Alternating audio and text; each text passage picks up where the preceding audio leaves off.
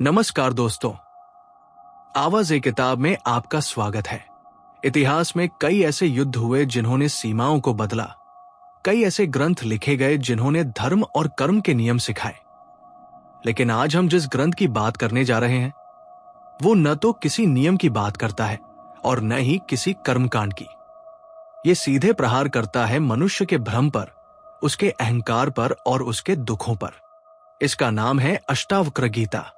अद्वैत वेदांत की दुनिया में अष्टावक्र गीता को ज्ञान की सबसे ऊंची चोटी माना गया है।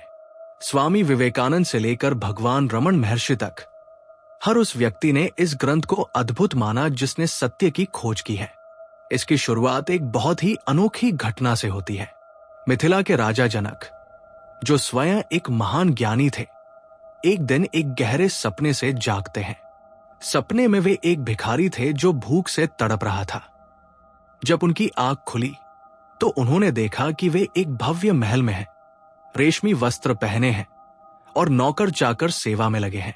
राजा जनक के मन में अचानक एक बहुत गहरा प्रश्न उठा। क्या वह सपना सच था जो मैंने नींद में देखा, या ये राजा होना सच है जो मैं अभी देख रहा हूं? उन्होंने पूरी सभा बुलाई, बड़े बड़े पंडितों और विद्वानों को निमंत्रित किया, लेकिन किसी के पास उनके इस आत्म साक्षात्कार के सवाल का उत्तर नहीं था। उसी समय सभा में प्रवेश हुआ एक 12 वर्ष के बालक का। उनका शरीर 8 जगहों से टेढ़ा मेढ़ा था, इसलिए उन्हें अष्टावक्र कहा जाता था। जब अष्टावक्र सभा में आए तो विद्वान और पंडित उनके शरीर को देखकर हंसने लगे। अष्टावक्र भी जोर जोर से हंसने लगे। राजा जनक ने आश्चर्य से पूछा, हे बालक, सभापति तो तुम्हारे टेढ़े शरीर को देखकर हंस रहे हैं, लेकिन तुम क्यों हंस रहे हो? अष्टावक्र ने जो उत्तर दिया उसने राजा जनक के होश उड़ा दिए। अष्टावक्र ने कहा, हे राजन, मुझे लगा था कि तुम्हारी सभा में आत्मज्ञानी बैठे हैं, लेकिन यहां तो चमार बैठे हैं जो केवल चमड़ी, शरीर का मूल्यांकन करना जानते हैं, आत्मा का नहीं। जनक समझ गए कि यह कोई साधारण बालक नहीं है। जनक उनके चरणों में गिर पड़े और पूछा, कथं ज्ञानम वापनोति, कथम मुक्तिर्भविष्यति, वैराग्यं च कथं प्राप्त में तद ब्रूहि मम प्रभो। हे प्रभु, ज्ञान कैसे प्राप्त होता है, मुक्ति कैसे मिलती है और वैराग्य कैसे घटित होता है, मुझे बताइए। अष्टावक्र ने राजा जनक को जो उत्तर दिए वही आज 20 महान सिद्धांतों के रूप में हम समझेंगे। यदि आप इन 20 सीखों को ध्यान से सुनेंगे और अपने जीवन में उतारेंगे तो आपके मन का तनाव, भय और दुविधा इसी क्षण समाप्त हो सकती है। चलिए शुरू करते हैं। 1. तुम 5 तत्वों का शरीर नहीं, केवल चेतना हो। अष्टावक्र जनक से पहला पाठ कहते हैं, न पृथ्वी न जलन नाग्नन वायुर्द्योन वा भवान, तेषा साक्षण मात्मान चिद्रूप विद्धि मुक्ते। हे जनक, तुम न तो पृथ्वी हो, न जल, न अग्नि, न वायु और न ही आकाश। तुम इन 5 तत्वों से पूरी तरह अलग हो। तुम तो इन सब को देखने वाली केवल एक चेतना, विटनेसिंग कॉन्शियस। इसे गहराई से समझिए। हमारी जिंदगी का 90% तनाव इस बात से आता है कि हम खुद को अपना शरीर मान लेते हैं। जब शरीर बीमार होता है हम कहते हैं मैं बीमार हूं। जब शरीर बूढ़ा होता है हम डरने लगते हैं। अष्टावक्र कहते हैं कि शरीर कपड़े की तरह बदलता है, लेकिन जो इस शरीर के भीतर सांस ले रहा है, जो आंखों के पीछे से इस दुनिया को देख रहा है, वो कभी नहीं बदलता। जब आप खुद को शरीर के बजाय केवल दृष्टा मान लेते हैं तो मृत्यु का भय और बीमारियों की घबराहट खत्म होने लगती है। 2. मुक्ति कोई भविष्य की घटना नहीं, ये अभी है। अष्टावक्र कहते हैं, मुक्ताभिमानी मुक्तो ही बद्धो बद्धाभिमान्यपि, कि वदंती सत्य या मतीय सा गतिर्भवेत। जो स्वयं को मुक्त मानता है वो इसी क्षण मुक्त है, और जो खुद को बंधा हुआ मानता है वो बंधा ही रहता है। इस संसार में ये कहावत बिल्कुल सच है, जैसी मति वैसी गति। व्यावहारिक जीवन में इसका अर्थ, हम में से ज्यादातर लोग सोचते हैं कि जब मेरे पास बहुत पैसा आ जाएगा, जब सब समस्याएं सुलझ जाएंगी, जब मैं संन्यास लूंगा तब मुझे शांति और मुक्ति मिलेगी। अष्टावक्र इस सोच को खारिज करते हैं। वे कहते हैं कि मुक्ति किसी भविष्य की तारीख पर नहीं मिलती। बंधन केवल आपकी सोच का है। यदि आप आज इसी पल ये तय कर लें कि बाहरी परिस्थितियां आपके भीतर की शांति को भंग नहीं कर सकती, तो आप इसी पल मुक्त हैं। 3 सुख और दुख मन के धर्म हैं, आपके नहीं। अष्टावक्र कहते हैं, न त्व देहो न ते देहो भोक्ता करता न वा भवान। चिद्रुपोसी सदा साक्षी निरपेक्ष सुखंचर। न तुम ये देह हो, न ये देह तुम्हारी है। तुम न तो किसी कर्म के करने वाले कर्ता हो और न ही भोगने वाले भोक्ता। तुम तो सदा शुद्ध चेतना हो। इसलिए बिना किसी अपेक्षा के आनंद से जियो। गहराई से समझिए, जब मन में खुशी की तरंग उठती है तो हम कहते हैं, मैं बहुत खुश हूं। जब उदासी आती है तो हम कहते हैं, मैं डिप्रेशन में हूं। अष्टावक्र कहते हैं, यह आपकी भूल है। खुशी और दुख मन के मौसम है। जैसे आसमान में काले और सफेद बादल आते जाते रहते हैं, पर आसमान वही रहता है, ठीक वैसे ही आपके भीतर का साक्षी हमेशा शांत रहता है। मन के उदास होने पर भी आप उदास नहीं हैं। आप केवल उस उदासी को देखने वाले हैं। 4, मैं करता हूं का अहंकार ही दुखों का कारण है। अष्टावक्र चौथा बड़ा सत्य बताते हैं। अह करते तहमान महाकृष्णा हिदंशितः ना करते ती विश्वासामृत पीतवा सुखी भव। मैं ही सब कुछ कर रहा हूं। ये अहंकार रूपी काले सांप के काटने जैसा है, लेकिन मैं करता नहीं हूं। सब कुछ प्रकृति के नियमों से हो रहा है। ये विश्वास अमरता का अमृत पीने जैसा है। दैनिक जीवन में उपयोग। जब हम सोचते हैं कि मेरे बिना परिवार नहीं चलेगा, मेरे बिना ये कंपनी डूब जाएगी, तो हम अपने ऊपर असीम मानसिक तनाव ले लेते हैं। अष्टावक्र हमें सिखाते हैं कि आप केवल एक माध्यम, इंस्ट्रूमेंट है। अपनी तरफ से श्रेष्ठ प्रयास कीजिए, लेकिन इस घमंड में मत रहिए कि सब कुछ आपके कंट्रोल में है। जब आप कर्तापन का बोझ उतार फेंकते हैं तो मन हल्का और चिंतामुक्त हो जाता है। 5, संसार एक दीर्घ स्वप्न की तरह है। अष्टावक्र कहते हैं, जैसे रात को देखा गया सपना जागते ही गायब हो जाता है और हमें समझ आता है कि सपने के डाकू, सपने की बीमारियां सब झूठी थी। ठीक उसी तरह ज्ञान के प्रकाश में यह भौतिक संसार भी केवल एक छलावा दिखता है। इसका अर्थ क्या है? क्या इसका मतलब यह है कि हम कामधंधा छोड़ दें? नहीं, इसका मतलब है कि जीवन के प्रति आपका दृष्टिकोण बदल जाए। जैसे आप किसी नाटक, ड्रामा में रोल निभाते हैं। यदि आप नाटक में राजा बने हैं या भिखारी, आप जानते हैं कि पर्चा गिरते ही आप वही हैं जो आप हैं। इसी तरह इस जीवन को एक खेल या नाटक की तरह लें। इसे बहुत ज्यादा सीरियस लेकर अपने मन को घाव न दें। 6, वैराग्य का मतलब जंगल जाना नहीं, आसक्ति छोड़ना है। राजा जनक ने पूछा था, प्रभु, वैराग्य कैसे मिले? अष्टावक्र ने उत्तर दिया, यदि मुक्तिमिच्छसि चेत्ताद विषयान विश्वत्यज, क्षमार्जव दया शौचन सत्य पीयूषवत भज। यदि तुम सचमुच मुक्ति चाहते हो तो विषयों, लगाव, वासना और अत्यधिक आसक्ति को जहर की तरह छोड़ दो और क्षमा, सरलता, दया, पवित्रता और सत्य का अमृत की तरह सेवन करो। इसे समझें। अष्टावक्र राजा जनक को अपने महल या राज्य को त्यागने के लिए नहीं कहते। वे कहते हैं, चीजों का इस्तेमाल करो, लेकिन उनसे चिपकना बंद कर दो। जब आप किसी वस्तु, पद या व्यक्ति से इस हद तक चिपक जाते हैं कि उसके बिना आप जी नहीं सकते, तब वो विषय विष बन जाता है। 7, इच्छाओं का अंत ही वास्तविक शांति है। अष्टावक्र कहते हैं, इच्छाएं आग में घी की तरह है। आप जितनी इच्छाएं पूरी करेंगे, नई इच्छाएं उतनी ही तेजी से जन्म लेंगी। मनोवैज्ञानिक पहलू। हमारा मन हमेशा कहता है, अगर मुझे वो गाड़ी मिल जाए तो शांति मिलेगी, अगर मेरी शादी हो जाए तो मैं खुश हो जाऊंगा। लेकिन वह दिन कभी नहीं आता।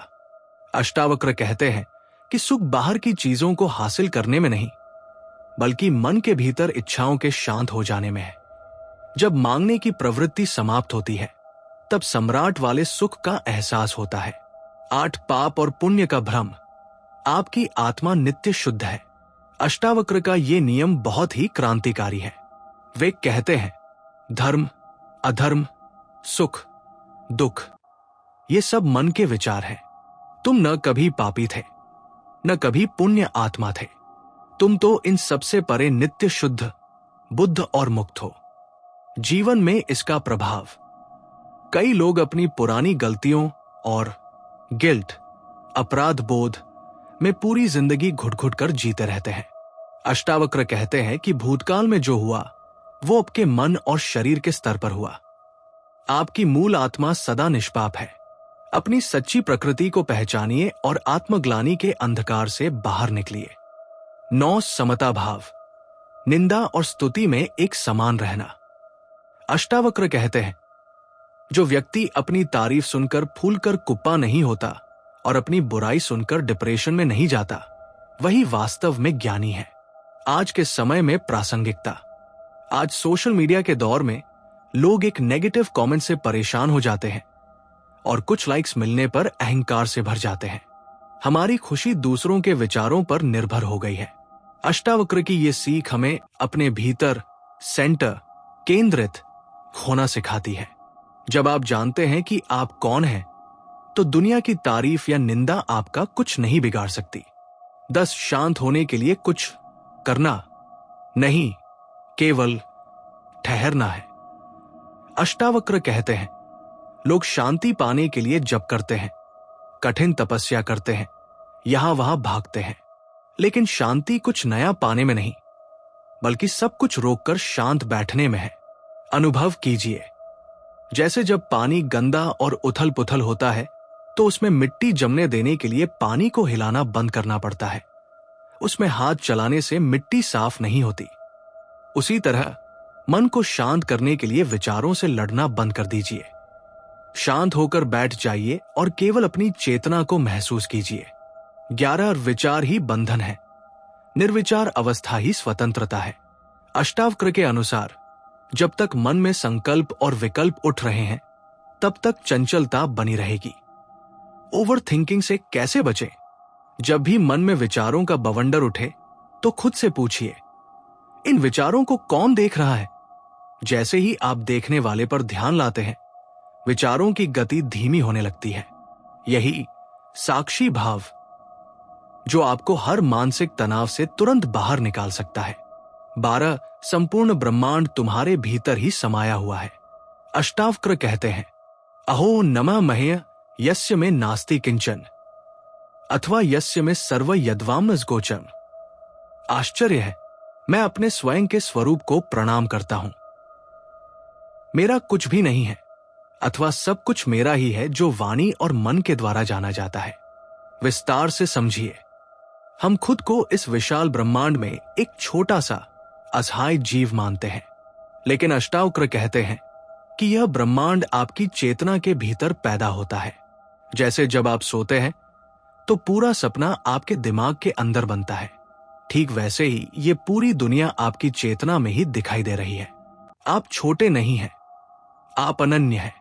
13 अपेक्षाएं, एक्सपेक्टेशंस ही निराशा का मूल कारण है।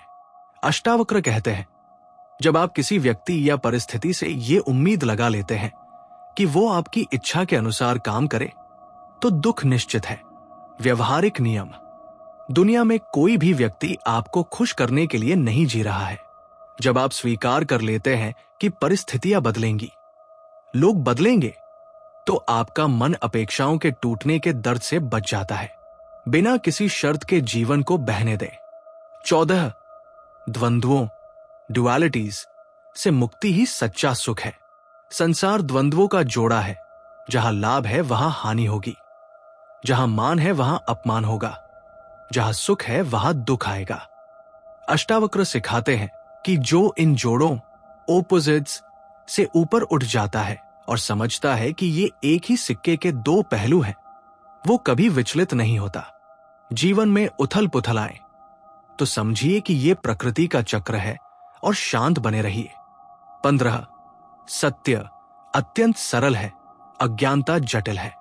अष्टावक्र कहते हैं कि सत्य को जानने के लिए किसी भारी भरकम विद्वत्ता, कठिन शास्त्रों या संस्कृत के प्रकांड पंडित होने की जरूरत नहीं है।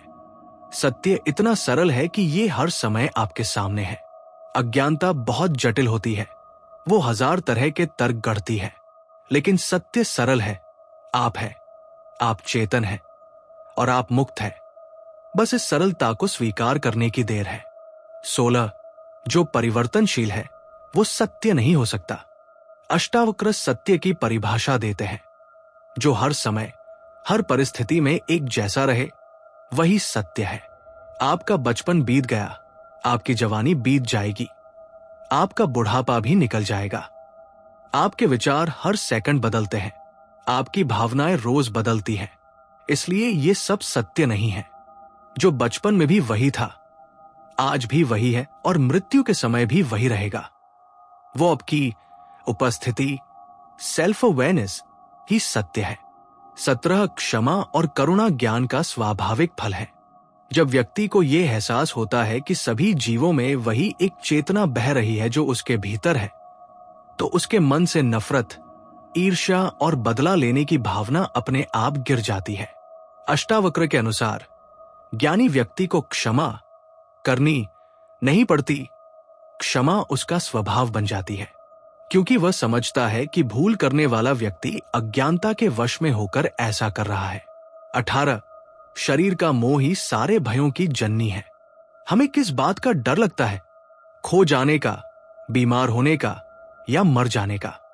ये सारे डर केवल शरीर से जुड़े हैं।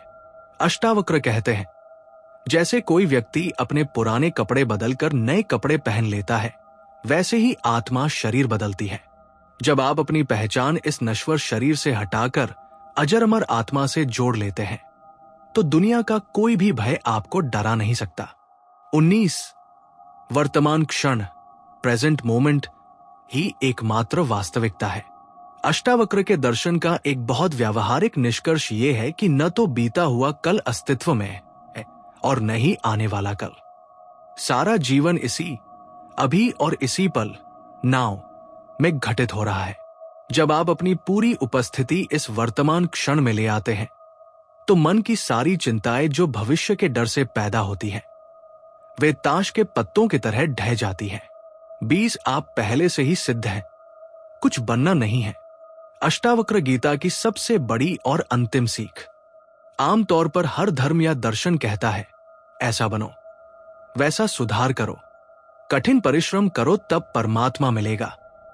लेकिन अष्टावक्र कहते हैं, तुम पहले से ही वही हो जिसे तुम खोज रहे हो। तुम्हें कुछ नया बनना नहीं है, केवल उस भूल को सुधारना है जो तुम खुद को मान बैठे हो। तुम परमात्मा से अलग नहीं हो, तुम स्वयं उस असीम शांति का रूप हो।